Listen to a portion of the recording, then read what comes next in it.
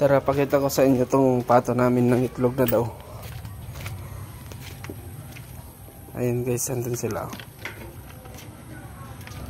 Nakalak talaga sa itlog ni Papa ko yung ano, yung tawag dito, pintuan para na makawala. Ayan sila guys. Yun o, nakikita nyo yung itlog. Ano ko, pakita ko. Ayan o, may itlog na siya guys dun. Bali na yun, ayun o, nakikita nyo yun. Bali tinatakpan niya, pati yung isa guys. Bali dalawa sila ng itlog eh. Ayun o, kita nyo yan. Ayan siya guys o. Ano, bali ang ano lang namin, pato namin, bali 4, 5 lang sila guys. Tapos meron pa kami dito.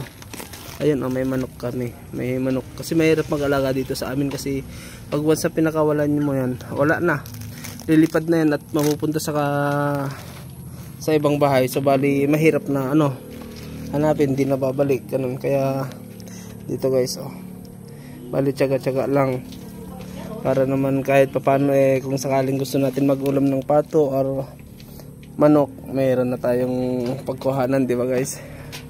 Ayan, so bali pag na ano na yan, na tawag dito, napisaan na ng ano, ng pato, bali marami na ano kan alagaan ni Papa. So pag nagustuhan nyo itong video natin guys, salamat, at salamat din sa suporta nyo. Maraming salamat sa inyo and God bless you all. Bye bye.